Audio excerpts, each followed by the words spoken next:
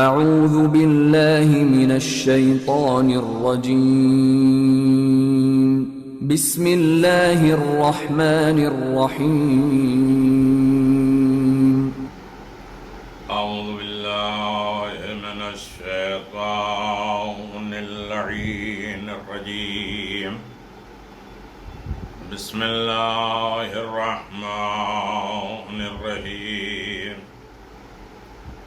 الحمد للہ ذی المن والاحسان وذی العز والسلطان الذي خلق الإنسان وعلمه البيان والحمد لله الذي نور قلوبنا بولاية محمد وآل محمد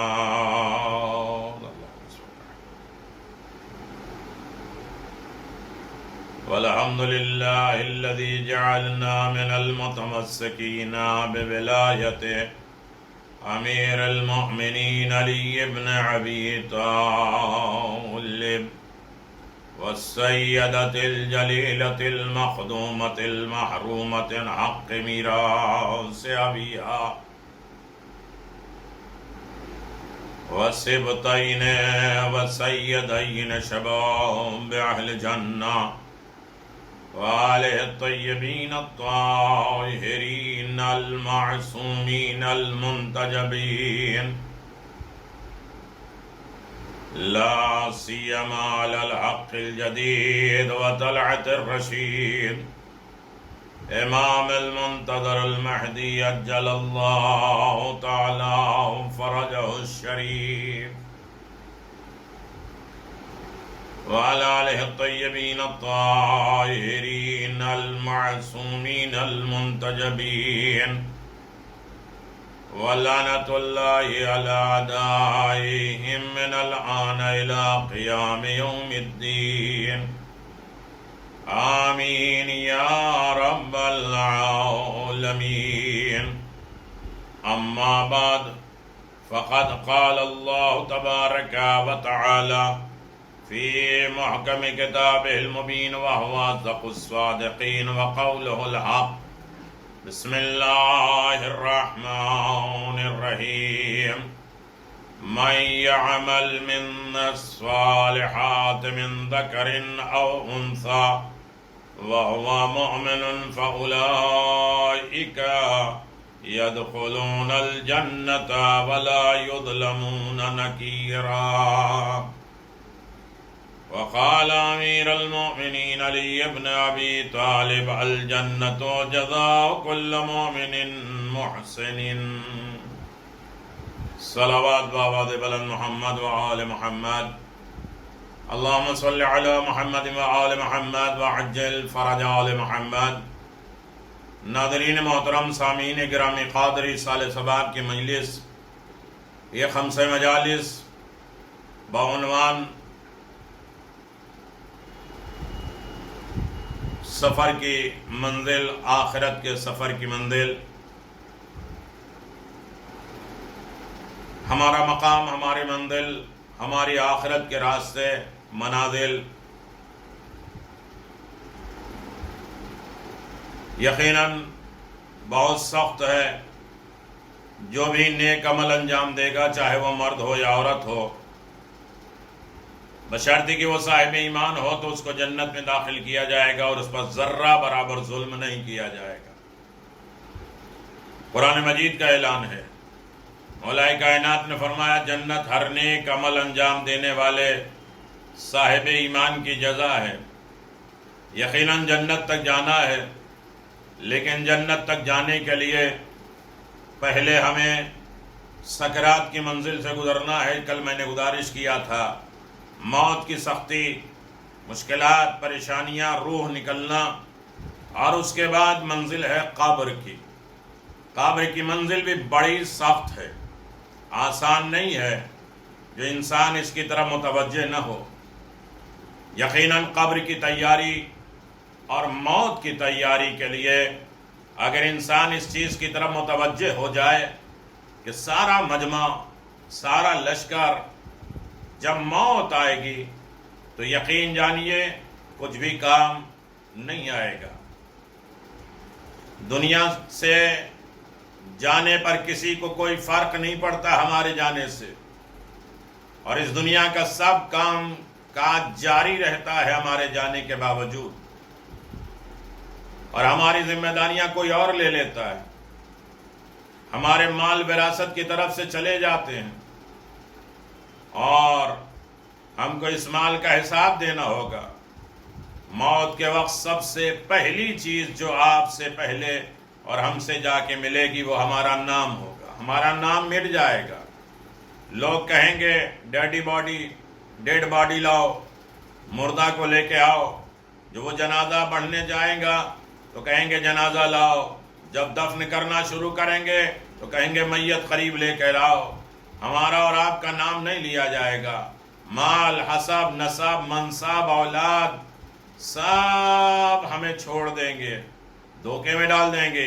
یہ دنیا کس قدر زیادہ حقیر ہے جس کی طرف ہم نے اپنے قدم کو بڑھایا ہے، وہ کس قدر عظیم ہے جس کی طرف ہمیں جانا ہے. ہم پر غم کرنے والوں کے 3 قسمیں ہیں. جو لوگ ہماری سرسری طور پر چاہنے والے ہم وہ کہیں گے ہائے مسکین اللہ اس پر رحم کرے، اللہ مرحوم کے اوپر رحم کرے. ہمارے دوست چند گھڑیاں چند قدم غم کریں گے اور پھر وہ اپنی باتوں اور ہنسی اور مذاق کی طرف لوٹ جائیں گے. ہمارے گھر والے افراد غم گہرے ہوں گے، وہ کچھ ہفتے، کچھ مہینے، 1 سال تک غم کریں گے، اور اس کے بعد پھر وہ یادداشتوں اور ان کی یادوں کو ٹوکری میں ڈال دیں گے. لوگوں کے درمیان ہماری کہانی کا اختتام ہو جائے گا اور ہماری حقیقی کہانی شروع ہو جائے گی، اور وہ ہے آخرت کی کہانی. ہم سے زائل ہو جائیں گے، ہمارا حسن ختم ہو جائے گا، ہمارا مال ختم ہو جائے گا، ہماری صحت ختم ہو جائے گی، ہماری اولاد ختم ہو جائے گی، کنیکشن ٹوٹ جائے گا. اب ہم اپنے مکانات اور محلے سے دور ہو جائیں گے، شوہر بیوی سے اور بیوی شوہر سے جدا ہو جائے گی، اولاد باپ سے، باپ اولاد سے جدا ہو جائے گی. صرف ہمارے ساتھ اعمال رہیں گے. یہاں یہ سوال پیدا ہوتا ہے کہ ہم اپنی قبر اور آخرت کے لیے ابھی سے کیا تیاری کریں. شب جمعہ ہے، یقیناً زیادہ زیادہ ہم متوجہ ہوں گے، اور ہمارا موضوع ہے آخرت کا سفر، آخرت کی منزل. ہر ایک شخص بھی مجلس کو سنے تو اپنے مرنے والے کی سختیوں اور زحمتوں کو یاد کرے اور اپنی تیاری کرے کہ ہمیں کتنے مراحل سے ہمیں گزرنا ہے. ہمیں جنت جانا ہے تو اس سفر کو ہمیں گزارنا پڑے گا، یہ مشکلات ہمیں برداشت کرنا پڑے گا. تو ہمیں کس طرح تیاری کریں وہ حقیقت ہے جو غور و فکر کی محتاج، اور اس لیے ہم اس کی طرف متوجہ ہوں. فرائض اور واجبات کی طرف، نوافل کی طرف، چھپ کر صدقہ دینے کی طرف، نیک اعمال، تہجد کی نمازیں اور اچھے اخلاق کی طرف. شاید یہی نجات کا ذریعہ بن جائے. میرا عزیز و تمہید ہے، اور ماشاءاللہ بڑے غور و خوض کے ساتھ سامعین سماعت فرما رہے ہیں اور کمنٹس بھی کر رہے ہیں اور سوالات بھی پیدا کر رہے ہیں. اس ضمن میں اور سی باتیں ہو رہی ہیں. یقیناً خوش نصیب ہیں کہ جو اس موقع پر، ایسے موقع پر یہ باتیں سننے کا موقع ملا جہاں ہم مرنے والوں کا بھی احساس کر سکیں اور اپنی تیاری بھی کر سکیں. مرنے والے کو اگر دنیا میں واپس لوٹا دیا جائے گا تو وہ صرف صدقہ کرنے کو ترجیح دیں گے، جیسا کہ اللہ خود فرماتا ہے رب لولا اخرتنی الی اجل قریب فاصدق، سورہ منافقون، کہ اگر میرے رب نے مجھے قریب مدت کے لیے مہلت دے دی اور مجھے دوبارہ واپس کر دیا دنیا میں تو ہم صدقہ کرنے والوں میں ہوں گے. یاد رکھیے، وہ یہ نہیں کہیں گے کہ ہمیں فرصت مل جائے تو میں نمازیں پڑھ لوں، روزہ رکھ لوں، حج کر لوں، عمرہ کر لوں. علماء کہتے ہیں میت صرف صدقے کا ذکر اس لیے کرتی ہے کیونکہ وہ اپنی موت کے بعد اس کے عظیم اثرات کو دیکھتی ہے. شب جمعہ اپنے مرحومین کے لیے صدقہ، کار خیر، نیکیاں، اچھائیاں، خوبیاں کرنا فرض ہے، اور اسی لیے پہلی رات میں حکم ہے جنازہ جب دفن ہو ہم نماز وحشت کہتے ہیں. اصل میں کیا تھا؟ یہ صدقہ دینا، پیغمبر کی خدمت میں آئے، یا رسول اللہ یہ پورا مذہب تو دولت مندوں کا ہے، ہمارا غریبوں کا کیا مقام ہے؟ کیا مطلب؟ زندہ رہیں تب بھی مال چاہیے، حج کرو، زیارت کرو، زکوٰۃ دو، خمس دو، یہ مال چاہیے، مر گئے تب بھی مال چاہیے کہ اس کے بعد صدقہ کرو۔ تو پیغمبر نے فرمایا اگر نہیں کر سکتے ہو تو 2 رکعت نماز وحشت قبر پڑھو۔ امام زمان کے چاہنے والوں میں شمار ہوگا جو نماز وحشت قبر پڑھتا ہے۔ کسی مومن کی خبر مل جائے تو 3 کام ہر عالم میں انسان کو کرنا چاہیے۔ پہلی مہینے کی تاریخ کی نماز وحشت قبر کسی بھی مومن کی، اس لیے کہ ایک حصہ مرنے والے کو جاتا ہے، 10 ہمارے نامہ اعمال میں رہتا ہے، اور ایک زیارت عاشورہ یقیناً بہت عظیم ہے۔ میت یہ صرف کہے گی کہ مجھے صدقہ دو، تو زیادہ زیادہ مرنے والے کے لیے صدقہ صرف پیسے ہی نہیں ہے، اچھی چیز ہے صدقہ، روٹی، کھانا، کپڑا، مکان، اچھائیاں، خوبیاں، زبان کی نرمی، کسی کو راہ راست پہ لا دینا، کسی کے لیے اچھی بات کر لینا، کسی کے لیے مسکراتا چہرہ اور اس کے ہم اور غم کو دور کر دینا، یہ بھی صدقہ ہے۔ کسی کے کام آ جانا، یہ بھی کسی کے دل کو اطمینان دلا دینا، یہ سب صدقات میں ہے۔ تو میت یہ کہے کہ کاش ہمیں مل جاتا موقع، فرصت مل جاتی کہ ہم صدقہ کر دیتے۔ اس کی آل اولاد کتنا بھی مرنے کے بعد صدقہ کرے، لیکن وہ محشر میں ہاتھ ملے گا، کاش اتنی ساری دولت میری اولاد نہ دیتی، ایک کھجور میں اپنے ہاتھ سے دے دیتا تو یہ سارے صدقے سے افضل ہوتا جو میں اپنے ہاتھ سے کر کے جا رہا ہوں۔ تو نیکی وہ ہے جو اپنے ہاتھ سے کر کے جاؤ۔ مرنے والے کے بعد اس کی اولاد پتہ نہیں کس نیت سے دیتی، کیسے دیتی ہے، کہاں تک پہنچاتی ہے، کس طرح اطمینان ہوتی ہے۔ تو مرنے والا یہی صرف کہے گا کاش ہمیں موقع مل جاتا اور ہم صدقہ دے دیتے۔ اس عظیم اثرات کو دیکھتی ہے کہ صدقے کے فائدے قبر میں کیا ہے، صدقے کے اختیارات قبر میں کیا ہے، اور جس چیز کا اب بھی صدقہ کر سکتے ہیں وہ ہم اور آپ وقت میں 10 سیکنڈ آپ خیر خوبی اور اخلاص کی نیت کے ساتھ یقیناً کسی کے لیے آمادہ کر سکتے ہیں۔ یہ تقریر کسی کو فارورڈ کر سکتے ہیں، وہ ایک لمحے کے لیے سنے کہ یہ صدقہ جاریہ ہے، احساس کرے گا، قبر کی منزل کو دیکھے گا، قبر کے مسائل کو سمجھے گا۔ ابھی تک ہم نے قبر کے بڑی آسانیاں سمجھی ہیں، آج ہمارے موضوع میں آخرت کے سفر میں دوسرا مقام آئے گا قبر کا۔ یقیناً ہر عالم میں انسان کو یہ یاد رکھنا چاہیے کہ لوگوں کو یاد رکھنا، ان کو نیکی کی طرف آمادہ کرنا، قیامت کے دن اپنے ترازو پر پائیں گے وہ نیکی۔ وَذَكِّرْ فَإِنَّ الذِّكْرَ تَنفَعُ الْمُؤْمِنُونَ، سورہ زاریات 55 نمبر، کہ یقیناً نصیحت کیجئے، کیونکہ یقیناً نصیحت ایمان والوں کے لیے نفع بخش ہے۔ تو ہم اس لیے یہ تمام چیزوں کی طرف لوگوں کو متوجہ کر رہے ہیں کہ ایک طریقے کی نصیحت ہے، اور نصیحت تمام مومنین کے لیے فائدہ مند ہے۔ تو عزیزان محترم، میری دوسری منزل یہ ہے قبر۔ قبر کس طریقے سے ہم کہیں قبر، آخرت کے ہولناک سفر کی منزلیں، آخرت کے راستے، منزل، سفر میں ایک منزل ہے قبر، جو ہر روز ندا دیتی ہے قبر، انا بیت الغربہ، میں غربت کا گھر ہوں، میرے لیے دولت لے کے آنا۔ دولت کیا ہے؟ کہ قناعت لے کر آنا، توکل پروردگار لے کے آنا سب سے بڑی دولت ہے۔ انا بیت الوحشات، میں وحشت ناک ڈراؤنا گھر ہوں، میرے لیے مونس مددگار ساتھی لے کے آنا۔ اچھی ساتھی کون ہے؟ کہ زبان۔ اسی لیے اذان اور اقامت کے وقت اگر کوئی انسان بول رہا ہے تو زبان بولنا چھوڑ دے گی، قبر میں جواب نہیں دے پائے گی۔ آواز آنا بیت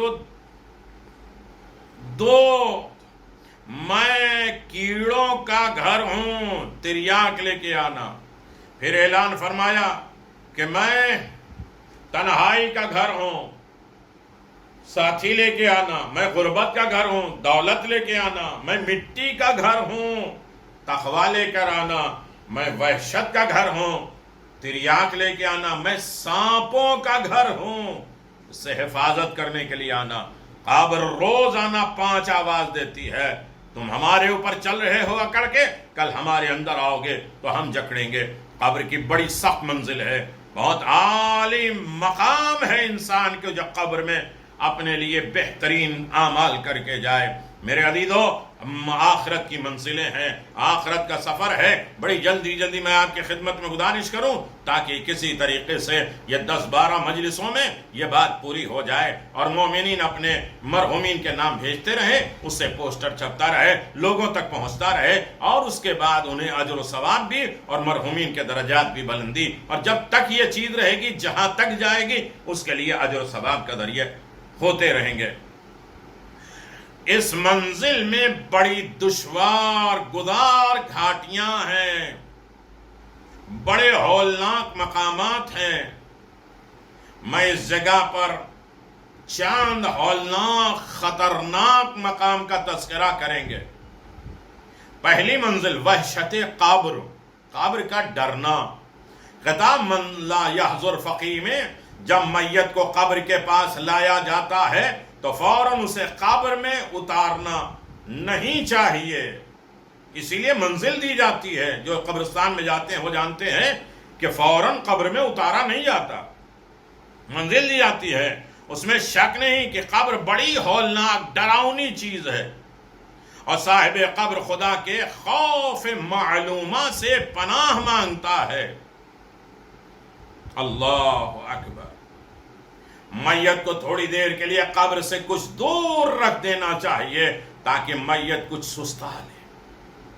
قبر کے خوفناک منزل کے لیے ہمت اور طاقت پیدا کر لے. 3 مرحلے سے گزارے جاتے ہیں قبر کے.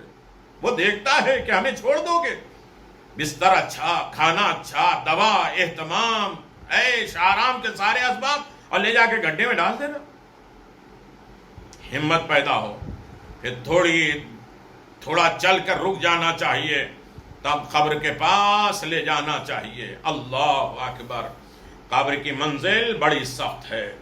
علامہ مجلسی کی شرح میں فرماتے ہیں اگرچہ انسان کی روح بدن سے جدا ہو جاتی ہے, بڑی سختی کے ساتھ روح نکلتی ہے, اور روح حیوانی ختم ہو جاتی ہے, لیکن روح عقلی نفس ناطقہ زندہ رہتی ہے. جو ہماری زندگی کی روح ہے وہ تو چلی جاتی ہے, لیکن حس کرنے والی, احساس کرنے والی, بولنے والی, سمجھنے والی, عقل والی روح باقی رہتی ہے, اور اس کا تعلق کلی طور پہ بدن سے الگ ہو جاتا ہے. وہ منظر دیکھتی ہے.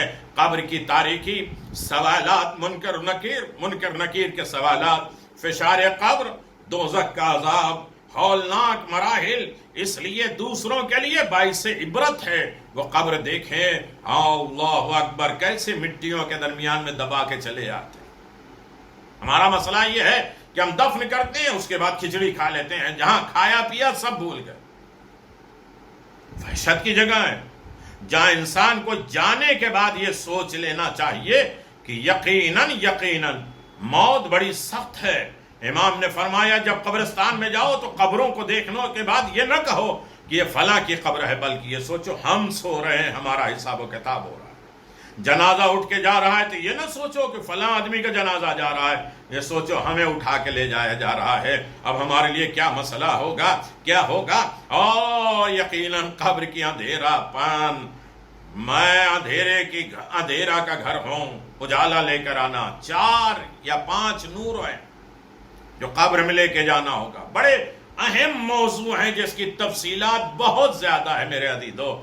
سوالات, منکر نکیر جو ہم سے سوالات کریں گے. فشار قبر, جو دونوں پلے ایک ہو جائیں گے, ہمارے جوس نکال دیے جائیں گے اور ہماری پسلیاں ٹوٹ جائیں گی. دوزخ کا عذاب ہولناک مراحل ہیں, اس لیے دوسروں کے لیے باعث عبرت ہے. اور میت کے حالات میں غور و فکر کریں, کیونکہ کل یہی مراحل اسے بھی درپیش آئیں گے اور سامنے آئیں گے. ایک حدیث حسن میں یونس سے منقول ہے کہ حضرت نے امام موسیٰ کاظم علیہ السلام سے سنا کہ ہر اس گھر کا دروازہ جس کا میں خیال کرتا ہوں وہی گھر میرے لیے تنگ ہو جاتا ہے۔ آپ نے فرمایا اور یہ اس لیے کہ جب تو میت کو قبر کے پاس لے جائے تو اسے تھوڑی سی مہلت دے، اچانک ہی قبر میں نہ اتار دے۔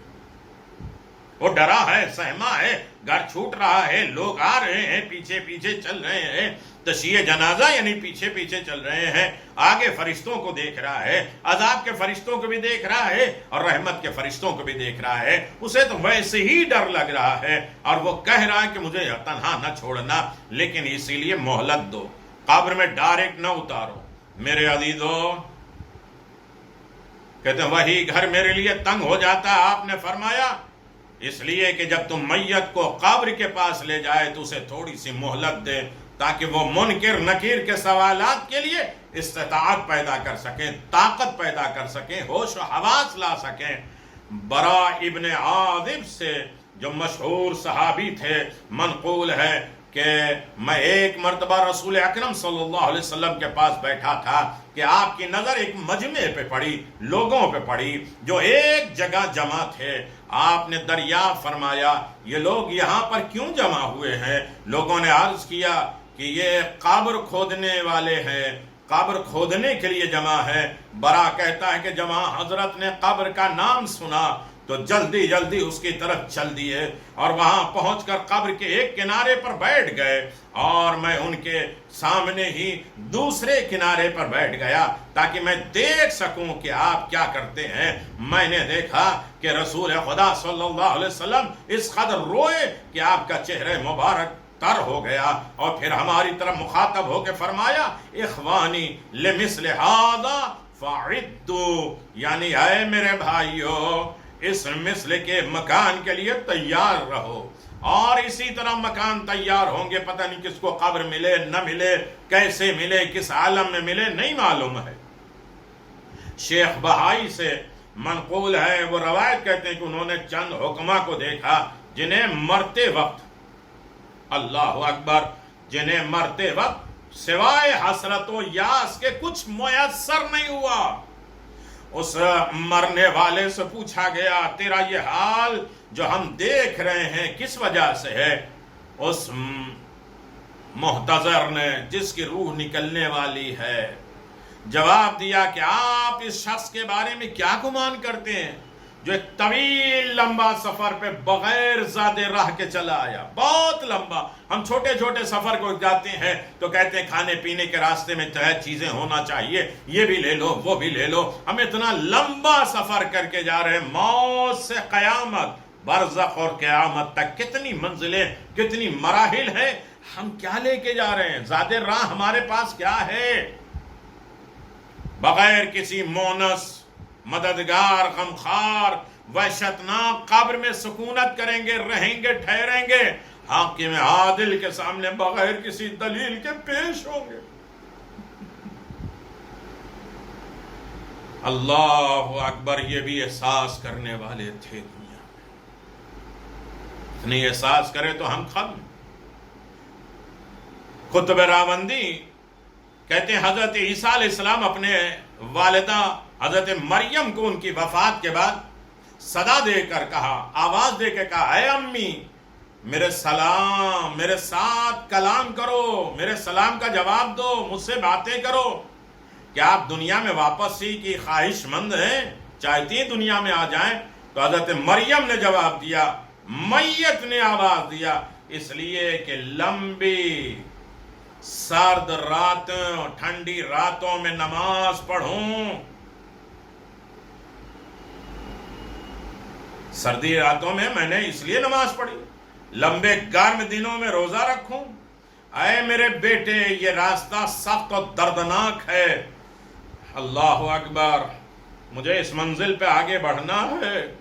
جناب سیدہ نے حضرت امیر المومنین کو وصیت کی تھی، قبر کی منزل دیکھ لیجئے، بڑی سخت ہے، اس کے لیے ہمیں تیار ہونا ہے اور اپنے مرحومین کی یاد ہمیں اور زیادہ اپنے دلوں میں لانا ہے، ان کی مشکل پریشانی کو حل کرنے کا شب جمعہ اور میرے پاس ذریعہ ہے، موقع ہے کہ ان کے مراحل کو، ان کی مشکلات کو دور کر سکیں۔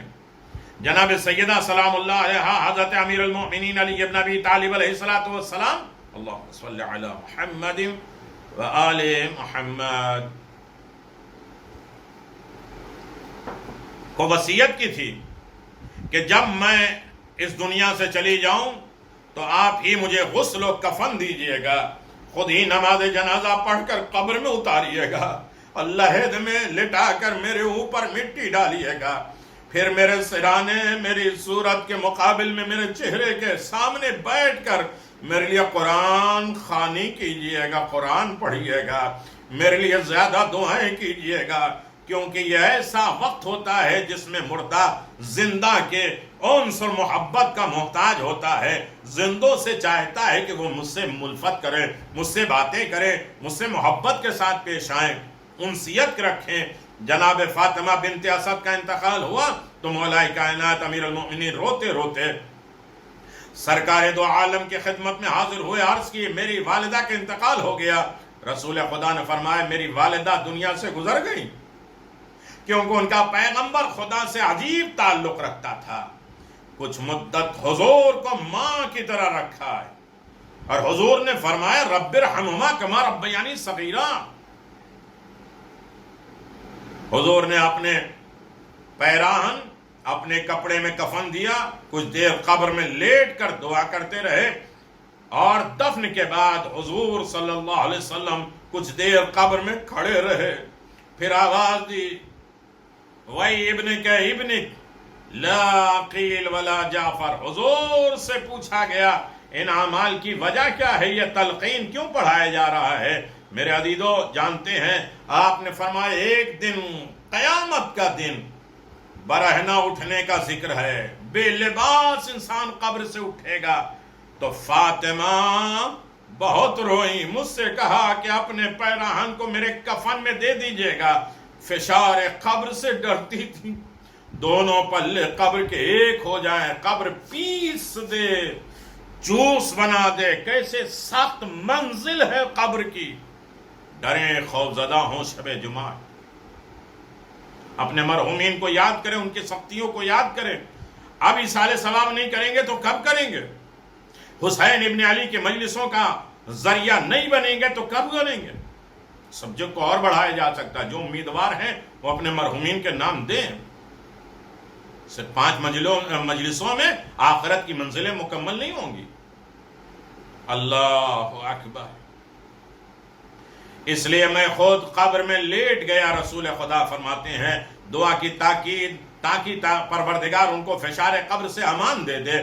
اور یہ جو میں نے کہا ابن کا، یہ اس وجہ سے کہا کہ منکر نکیر نے سوال کیا تیرا خدا کون ہے؟ جواب دیا اللہ۔ پھر پیغمبر کے متعلق پوچھا، جواب دیا محمد صلی اللہ علیہ وسلم۔ جب امام کے متعلق سوال کیا تو فاطمہ بنت اسد نے جواب نہ دے سکی۔ معلوم ہوتا ہے خم قدیر پر خلافت علی کے اعلان صریح سے قابل آپ اس دنیا سے رخصت ہو گئیں۔ تو میں نے کہا کہو علی میرا بیٹا، علی میرا بیٹا، نہ جعفر نہ عقیل بلکہ علی میرا امام ہے۔ فاطمہ بنت اسد جلال و شان کی مالک کہ 3 دن تک حضرت علی کی پیدائش کے وقت خانہ کعبہ کے اندر پروردگار عالم کے مہمان رہی۔ امیر المؤمنین جیسے معصوم مطہر بچے کی پرورش کا محل آپ کا بدن رہا، اور آپ دوسری عورتیں تھیں جو پیغمبر پر ایمان لائیں، اور اتنی عبادات کے باوجود اس عقبات، اس سختی کا ڈر، وحشت کا ڈر تھا کہ رسول خدا ان کے ساتھ اس قدر مہربانی فرماتے، اور اتنے واقعات کے ہوتے ہوئے بھی ہم اپنے حالات کی فکر نہیں کرتے۔ فشار قبر، قیامت کے روز کی وہ بے لباس بلانا، اس کا غم ہم نہیں کرتے، ذرہ برابر قبر کی ہم تیاری نہیں کرتے۔ سید ابن طاؤس علیہ الرحمہ نے رسول خدا صلی اللہ علیہ وسلم سے روایت نقل کی ہے کہ میت پہ قبر میں پہلی رات سے زیادہ سخت گھڑی کوئی اور نہیں ہوتی۔ بڑی سخت منزل ہوتی ہے قبر کی پہلی رات، اندازہ لگائے۔ لہذا اپنے مردوں کو صدقے کے ذریعے رحم کرو، اپنے مردوں کو یاد کرو، ایک دن پہلے یا کچھ دن پہلے، کچھ گھنٹے پہلے ہم نے ان کے لیے عیش، آرام، سکون، اطمینان کے سارے اسباب فراہم کیے. اب وہ ضرورت مند ہے، تنگی میں ہے، مفلسی میں ہے، ان کا کوئی منص مددگار نہیں ہے. تو اب صدقات دو، اچھے صدقات دو، ان کے واجبات کو ادا کرو. قبر کی پہلی رات بڑی سخت ہے.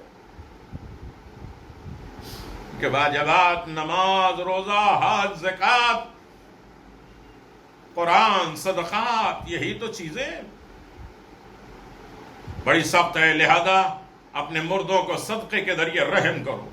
اگر تمہارے پاس صدقہ دینے کے لیے کوئی چیز موجود نہیں ہے کہ تم میں سے کوئی شخص میت کے لیے 2 رکعت نماز اس طرح پڑھے کہ پہلی رکعت میں الحمدوں کے بعد 2 مرتبہ سورہ قل هو اللہ احد، اور دوسری رکعت میں الحمدوں کے بعد 1 مرتبہ سورہ الہاکم التکاثر، 1 مرتبہ الحمد، 10 مرتبہ سورہ تکاثر. پہلی رکعت میں الحمدوں کے بعد 2 مرتبہ سورہ قل هو اللہ، اور دوسری رکعت میں الحمدوں کے بعد الہاکم التکاثر حتی زرتم المقابر. سارے فخر مباحات ختم ہو گئے جب قبر کی زیارت کی. 10 مرتبہ پڑھے، پھر سلام پڑھ کر نماز ختم کرے. اسی طرح کہے اللہم صلی علی محمد وآل محمد وابعث ثواب علی قبر ذالک المیت. نام لے، فلاں ابن فلاں، فلاں بنت فلاں. اللہ تعالیٰ اسی وقت اس میت کی قبر پہ 1000 ملائک کو لباس بہشتی حلہ دے کر، لباس دے کر بھیجتا ہے، اور اس کی قبر کو سور پھونکنے قیامت تک کے لیے بڑی وسیع پھیلا دیتا ہے، فراغ کر دیتا ہے، اور نماز پڑھنے والے کے لیے بے شمار نیکیاں عطا کرتا ہے. اعلان ہوتا ہے نماز وحشت پڑھ لو. 2 طریقہ، ایک یہ طریقہ، اور ایک طریقہ الحمدوں کے بعد آیت الکرسی، دوسرے رکعت میں الحمدوں کے بعد 10 مرتبہ سورہ انا انزلنا ہے.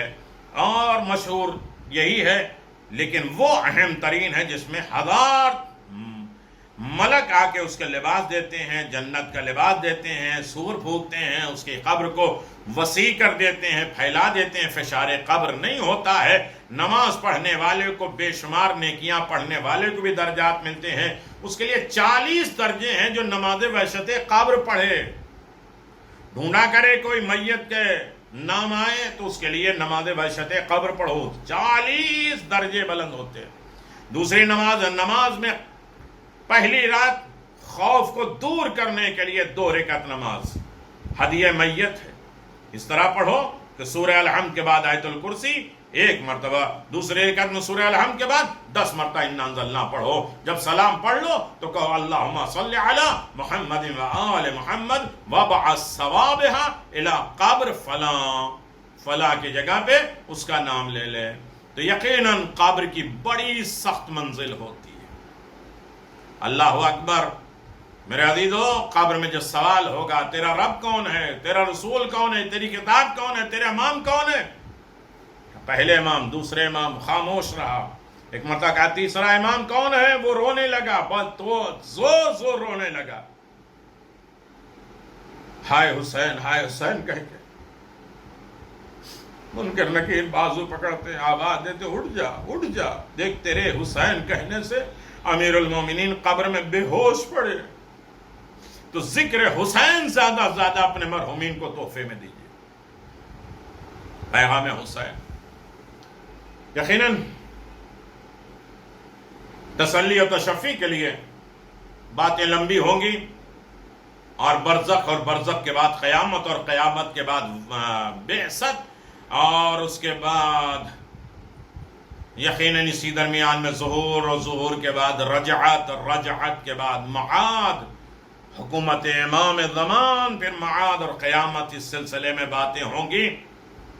کہتے ہیں نوری نور اللہ مرقدہ نے اپنے استاد معدن الفضائل اور معالی مولانا الحاج ملا فتح علی سلطان آباد عطر اللہ مجزفہ جب آسے دار السلام میں نقل فرمایا ہے کہ میری عادت تھی کہ میں جب بھی محبان اہل بیت میں سے کسی کی بھی وفات کی خبر سنتا تھا، مولا کے چاہنے والے کی کسی کی بھی نماز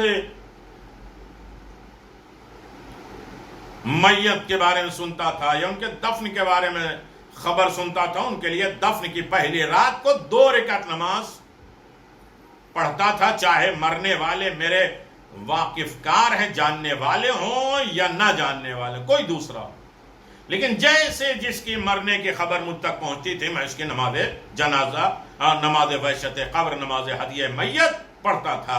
میرے سوا کسی شخص کو میری اس عادت کا علم نہیں تھا، میں اکیلے بغیر بتائے ہوئے، اکثر ہم کہتے ہیں ارے ہم تو روزانہ ایک نماز وحشت قبر پڑھتے ہیں، یہ کسی کو نہیں بتایا، روزانہ پڑھتے تھے، چاہے وہ جاننے والا اور نہ جاننے والا ہو۔ ایک روز میرے دوستوں میں سے ایک شخص مجھے راستے میں ملا اور مجھ سے کہا کہ میں نے کل رات خواب میں ایک شخص کو دیکھا جس نے انہی کی ایام میں وفات پائی ہے، انہی دنوں میں اس دنیا سے گزر گئے ہیں۔ میں نے ان سے موت کے بعد کے حالات دریافت کیے کہ موت قبر میں کیا ہوتا ہے، کیسے مرتے ہیں، کیا ہے؟ صرف مولا، ملا، مولوی، مولانا ایسی ہی بات کہتے ہیں کہ قبر میں یہ ہوتا ہے، یہ حقیقت ہے؟ تو اس نے جواب دیا میں بڑی سختی بلا میں گرفتار تھا، ابھی سزا بھگت ہی رہا تھا کہ فلاں شخص نے میرے لیے پڑھی 2 رکعت نماز میرے لیے نجات کا باعث بن گئی۔ اس نے آپ کا نام لیا اور کہا خدا اس احسان کے بدلے میں اس کے باپ پر رحم کرے جو اس نے مجھ پر کیا ہے۔ ملا فتح علی مرحوم نے اس وقت فرمایا اس شخص نے مجھ سے اس نماز کے متعلق دریافت کیا، وہ کون سی نماز ہے؟ میں نے اسے اپنی عادت سے آگاہ کیا جس کو میں نے مردوں کے لیے اپنا لیا ہے، اور نماز ہدیہ میت کی ترتیب بتا دی۔ الحمدو کے بعد 2 مرتبہ سورہ قل ہو اللہ یا 3 مرتبہ، دوسرے رکعت میں الحمدو کے بعد الہاکم التکاثر 10 مرتبہ۔ یہ ہدیہ میت ہے، میت بھی جس کے لیے دعا کرتا ہے، یہ وہ نماز ہے کہ جس نے میرے اوپر پڑھی ہے اللہ اس کی حاجات کو پورا کرے۔ وہ چیزیں جو وحشت قبر کے لیے فائدہ مند ہے، قبر کی تنہائی کے لیے مونس اور مددگار ہے، شب جمعہ ہے، یقیناً ہمیں متوجہ ہونا ہے۔ ان میں سے یہ ہے کہ نماز کا رکوع مکمل کرتا ہے، اسے نہیں معلوم ہے کب کھڑے ہوئے کب رکوع ہے، اطمینان کے ساتھ رکوع کرو، جس کے رکوع لمبا ہوتا ہے اس کی رزق زیادہ ہوتی، بڑے اطمینان کے ساتھ رکوع مکمل کرو۔ چنانچہ حضرت محمد باقر علیہ السلام سے روایت ہے جو شخص نماز میں رکوع مکمل ادا کرتا ہے، واجبات مستحبات کے ساتھ رکوع، مجبور ہے بیچارے جو بیٹھ کے نماز پڑھتے ہیں وہ رکوع کر بھی نہیں پاتے، دعا کرو اللہ انہیں صحت سلامتی دے دے۔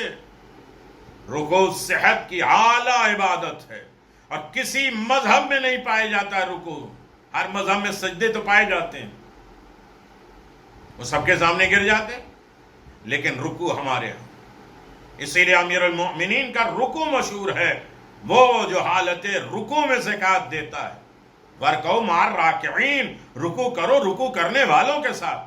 تو رکوع واجب مستحبات کو ادا کرتے ہوئے اس میں مکروہات نہ آئے، حرام چیزیں نہ آئے، بہت اہمیت ہے۔ رکوع میں 13 چیزیں ہیں، کبھی اس کے اوپر پھر ڈسکس ہوگی۔ اس کی قبر میں وحشت داخل نہیں ہوگی جو رکوع کو مکمل کرے گا۔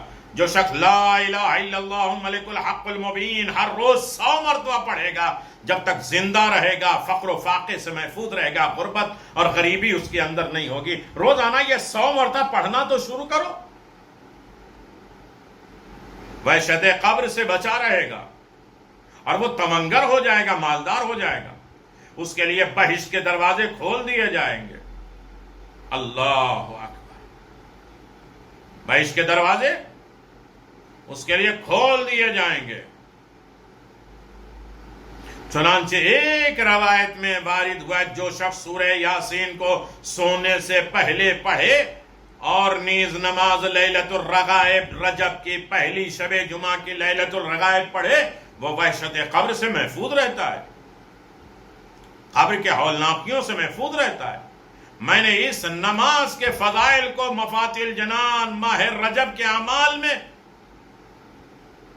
پڑھا ہے، دیکھا ہے، ماشاءاللہ کیا ہے لوگوں نے۔ روایت ہے جو شخص ماہ شعبان میں 12 دن روزہ رکھے تو اس کو قبر میں ہر روز 70,000 فرشتے قیامت تک زیارت کے لیے آتے رہیں گے۔ جو شخص کسی کی عیادت کرے، بیمار کے پاس جائے، اس کی خیریت معلوم کرے، زیادہ دیر نہ بیٹھے، اسے پریشان نہ کرے، اس کی بیماری کا اسے احساس نہ دلائے۔ عیادت کے سمنے میں یوٹیوب پہ میرے ایک پروگرام تھا لمبا، جو شخص کسی کی عیادت کرتا ہے تو اللہ تعالیٰ اس کے لیے فرشتے کو موکل کرتا، معین کرتا، جو محشر تک اس کی قبر میں عیادت کرتے رہتے ہیں۔ کیسے ہو، کیسے حالات ہیں۔ ابو سعید خدری سے منقول ہے کہ میں نے رسول خدا صلی اللہ علیہ وسلم کو حضرت علی سے فرماتے ہوئے سنا ہے۔ آپ نے فرمایا، اے علی، اپنے شیعوں کو خبردار اور خوشخبری سنا دو اور ان سے کہو اپنے چاہنے والوں سے کہ موت کے وقت مایوس اور وحشت قبر اور محشر کا غم نہ ہو، نہ ڈرو، تمہارے شیعہ قبر کی وحشت سے نہ ڈرو۔ اللہ اکبر، تنگی اور فشار قبر، اللہ اکبر، سوچ کے انسان کے دم نکلتا ہے، جس کا محض تصور ہی انسان کو دنیا میں بے چین کر دیتا ہے کہ قبر کی تنگی کیا ہے، فشار قبر کیا ہے۔ امیر المؤمنین علی بن ابی طالب کہتے ہیں، یا عباد اللہ، ما بعد الموت لمن لا یغفر له اشد من الموت القبر فاحذروا وضیقه وزنقه وظلمته وعزلته ان القبر يقول كل يوم انا بیت الغرباء، انا بیت الوحشاء، انا بیت الدود، والقبر روضہ من ریاض الجنہ او حفرہ من الحفر النار، الى ان قال عن معیشت الزنک التي حضر اللہ منها عدوه العذاب القبر انه يسلط على الكافر في قبره وتسعة وتسعين تنينا فينحن لحما وينكثن عظما ويتردن على كذلك الى يوم يبعثون تنحت منه النفع من العرض لم تنط زرعا يا عباد الله ان انفسكم ضعيفة وأجسادكم نائمة رقيبة التي يكفيها اليسير وتضعف عن هذا۔ اے اللہ کے بندو، قبر کی سختی بڑی منزل ہے۔ میں ایسی ترجمہ کر دیتا بات ختم ہو جاتی، لیکن احساس کر، چاہے 1 منٹ چلا جائے، کم از کم سنو تو مولا کی زبان، لوگوں کو پہنچاؤ، زبردستی کرو کہ الگ الگ سنو، اور تنہائی میں الگ الگ سنو، احساس ہوگا۔ اپنے آپ کو قبر کی تنہائی میں محسوس کرو، شب جمعہ امام حسین کی برکتوں کا اندازہ لگاؤ، مجلسوں کو سنو، احساس کرو کہ یہ صرف ہمارے لیے۔ مولا فرماتے ہیں، اللہ کے بندو، موت کے بعد قبر میں جو کچھ بھی اس شخص کے ساتھ ہوگا، جس کے گناہ معاف نہیں ہوں گے، وہ موت سے زیادہ سخت ہے، اور اس کی تنگی، قبر کی تنگی، فشار، تنہائی سے ڈرو۔ بے شک قبر ہر روز کہتی ہے، میں تنہائی کا گھر ہوں، ہولناک گھر ہوں، میں کیڑے مکوڑوں کا گھر ہوں، میں سانپوں کا گھر ہوں۔ قبر یا تو جنت کے باغوں میں سے ایک باغ ہے، یا آگ کے گڑھوں میں سے ایک گڑھا ہے جس میں آگ تنور بھرا ہوا ہے۔ یہاں تک کہ آپ نے فرمایا، بے شک قبر کی وہ زندگی جس سے اللہ تعالیٰ نے اپنے دشمنوں کو عذاب قبر سے یاد کیا ہے، وہ یہ ہے کہ وہ کافر پہ 99 اژدہے، سانپ بڑے بڑے 99 اس کی قبر پہ مسلط کرے گا، جو اس کے گوشت کو نوچ نوچ کے کھائیں گے، اس کی ہڈیوں کو توڑ ڈالیں گے، اور قیامت تک اس طرح بار بار کرتے رہیں گے، نگلتے رہیں گے، اگلتے رہیں گے وہ اژدہے۔ اگر اس میں سے ایک اژدہا زمین کے ایک طرف سانس لے گا تو زمین میں کوئی سبزہ نہیں اگے گا، اتنی گرم ہوگی آگ اس کی سانس میں کہ کوئی ہریالی، کوئی کھیتی نہیں ہوگی اگر ایک زمین میں آئے گا۔ اے اللہ کے بندو، تمہارے نفس کمزور ہیں، تمہارے جسم نازک ہیں، جس کے لیے کمزور ترین اژدہا بھی کافی ہے۔ اللہ اکبر۔ آئے علی، یا علی ادرکنی، یا علی مدد، یا علی مدد۔ اللہ اکبر۔ روایت میں ہے کہ حضرت امام صادق علیہ السلام رات کے آخری حصے میں نیند سے بیدار ہوتے ہیں، جاگتے ہیں، اور جاگنے کے بعد اپنی آواز کو اتنی بلند کرتے ہیں کہ اہل خانہ اس آواز کو سنتے ہیں، اور آپ فرماتے ہیں اللہم اعنی علی حول مطلع وسع علی ضیق مجتمع ورزقنی خیر ما قبل الموت ورزقنی خیر ما بعد الموت۔ آپ کے دعاؤں میں سے ایک دعا یہ ہے اللہم بارک لی فی الموت، اللہم اعنی علی سکرات الموت، اللہم اعنی علی غم القبر، اللہم اعنی علی ضیق القبر، اللہم اعنی علی وحشت القبر، اللہم زوجنی من الحور العین۔ یہ امام صادق علیہ السلام ائمہ معصومین کی دعائیں ہیں۔ اللہ اکبر۔ اس منزل سے اگر انسان کو گزرنا ہے تو یقیناً بڑی سخت منزل ہوگی جس کی طرف ہمیں متوجہ ہونا ہے۔ میرے عزیزو، یقیناً فشار قبر کیوں ہوگا؟ قبر کی سختیاں کیوں ہوگی؟ پیشاب کی نجاست سے، عدم احتراز۔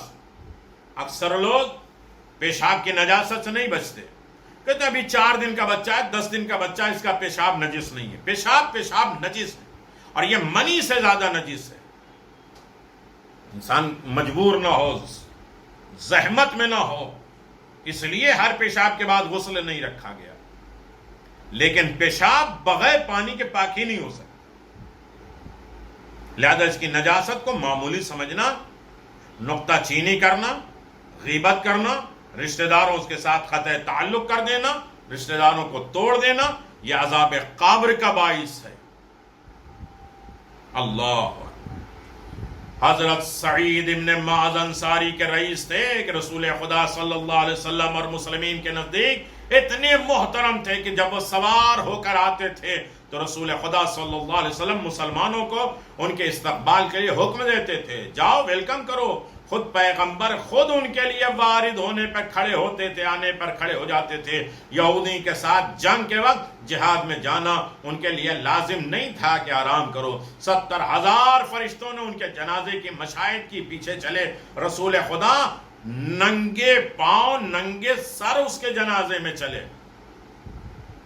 آخر تک جنازے کے ساتھ رہے، کندھا دیا جنازے کا، فرمایا ملائکہ کی صفیں نماز جنازہ کے وقت موجود تھیں، میرا ہاتھ جبریل کے ہاتھ میں تھا۔ سعد کے جنازے کے پیچھے چلنے والے مشیت کرنے والے تھے، حضور اکرم کے نزدیک اتنے محترم کہ خود حضرت نے ان کے ساتھ اپنے ہاتھ سے قبر میں اتارا۔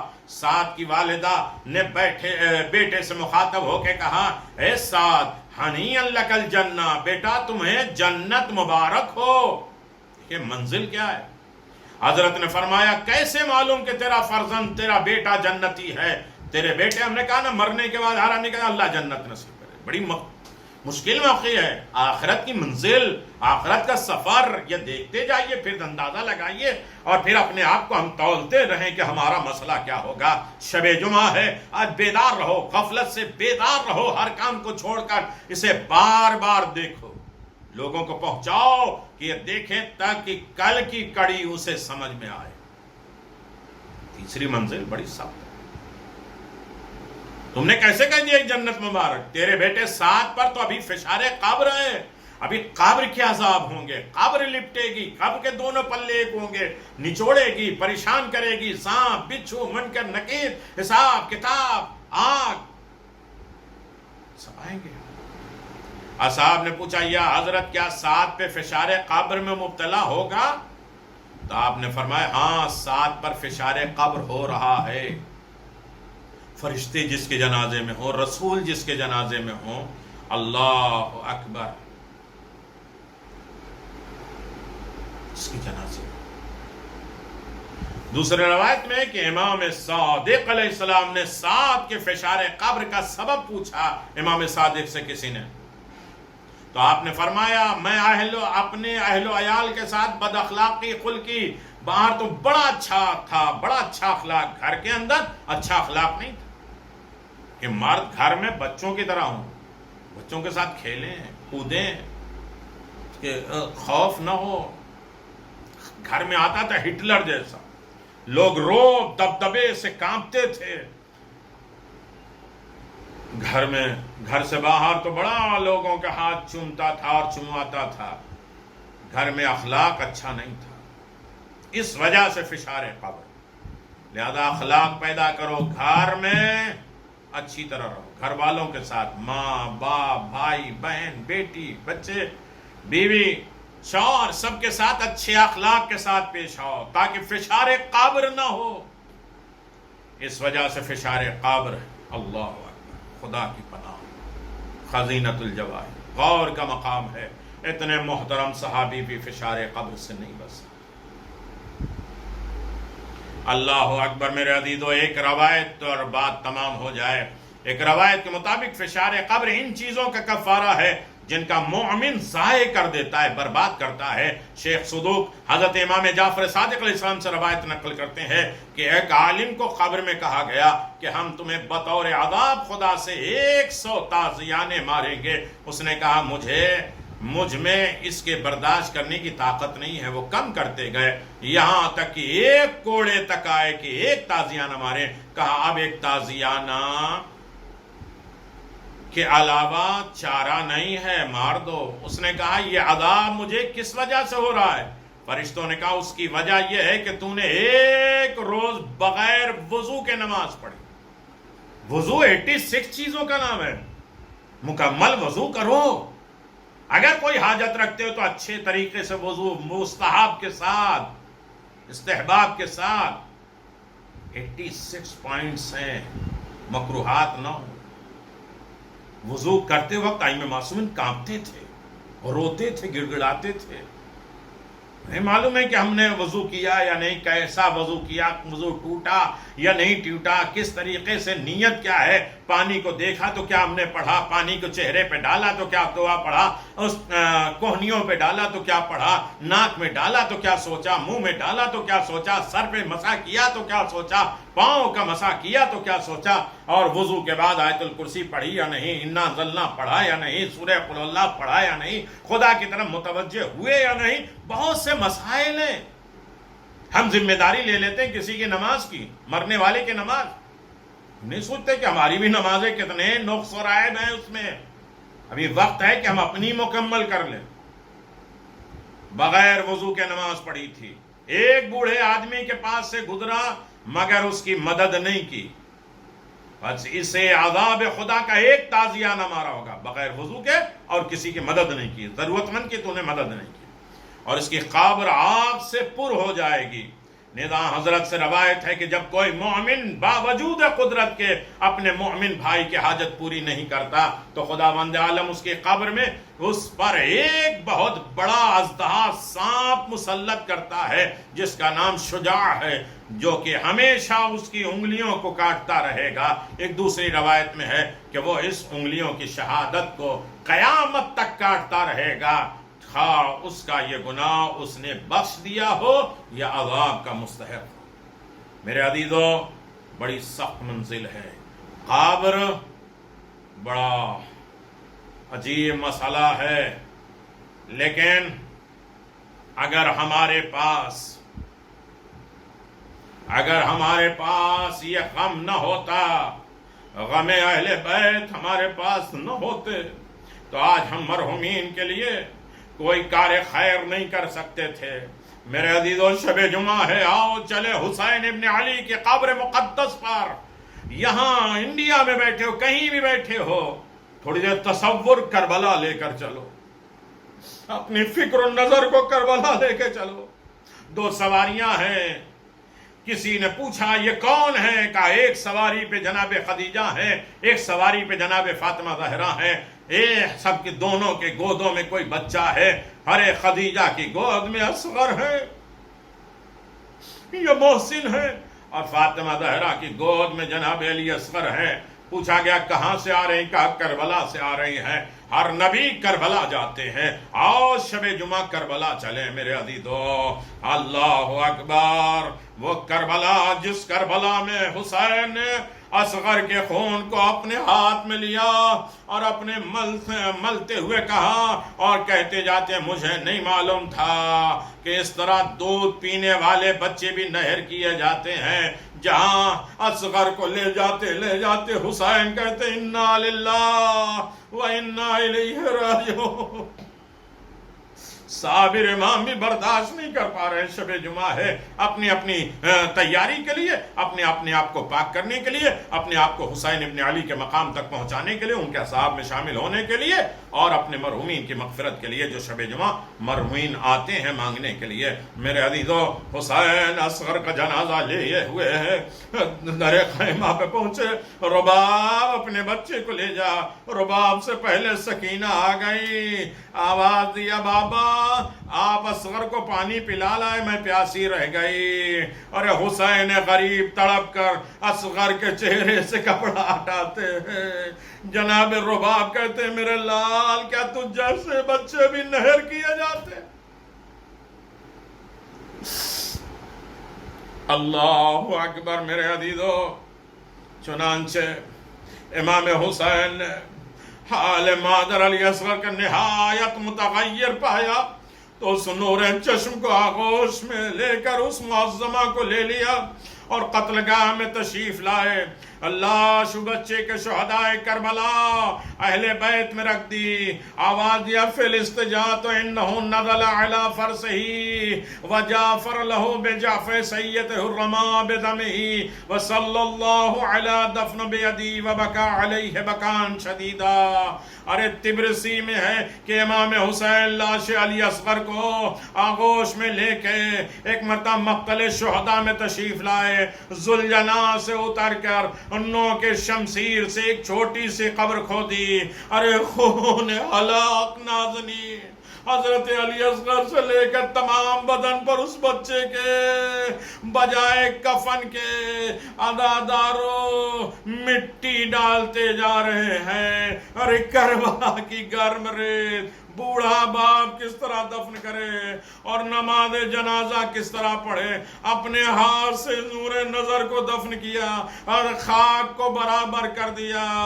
ارے بعد دفن کے ظالموں نے میرے عزیزو امام روئے اور اس کے بعد کہا واللہ معلی انیس بعدا فرقتہی الا البقاء فرعلا سنین ندیم. اے میرے بیٹے، میری قسم بخدا، بات تم سب کو شہادت کے بعد اب کوئی میرا انیس باقی نہیں ہے، مددگار نہیں باقی سوائے رونے اور دندان حسرت چبانے کے بعد میرے پاس کوئی نہیں ہے. اے نور چشم، اے علی اصغر، جب تک ہم جیتے ہیں تیری مفارقت میں روتے رہیں گے اور دستے تعصب ملا کریں گے، اور جب تجھ سے نہیں ملیں گے. میرے عزیزو، حسرت سے قبر اصغر پہ گریا کیا، لیکن کتنی دیر تک دفن رہے.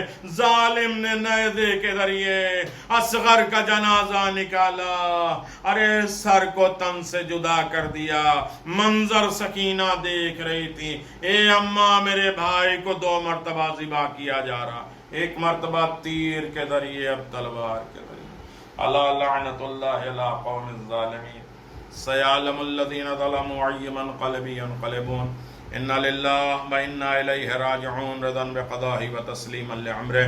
پروردگار ہماری اس قلیل سی عبادت کو قبول فرما، اسے قلیل نہیں بلکہ کثیر میں شمار فرما، اسے احسن جزا کے ساتھ مشہور فرما. پروردگار آخرت کی منزلوں کو ہمارے لیے آسان کر دے، آخرت کے مراحل کو لیے ہمارے لیے آسان کر دے. موت، سختی موت سے بچا دے، سکرات سے محفوظ فرما، قبر کے فشار اور تنگی سے ہمیں محفوظ فرما. آل محمد کی شفاعت نصیب فرما، تمام مرحومین کی مغفرت فرما، زندوں کی حفاظت فرما. جن لوگوں نے یہ مجلس ادا منعقد کی گئی ہے، یعنی محمد حسین ابن ظہیر حسین احمد ندیم ظفر عباس ظہور حسین کی طرف سے ان کے والدہ گرامی اور ان کی بیوی کے ایصال ثواب کی مجلس ہے. پروردگار ان کے درجات کو بلند فرمائے, انہیں اعلیٰ علیین میں جگہ عنایت فرمائے. شب جمعہ ہے, ہم سب کے مرحومین کی مغفرت فرما, اپنے نام بھیجیے. انشاءاللہ اسی طرح ثواب صدقہ جاریہ کے ذریعے جاری و ساری رہے گا. ایک مرتبہ سورہ حمد اور 3 مرتبہ سورہ اخلاص کی تلاوت کر کے مرحومہ سحر بانو بنت ذوالفقار حسین اور بند حسن ابن مختار احمد محسنہ بانو بنت ممتاز حسین کے روح کو حصہ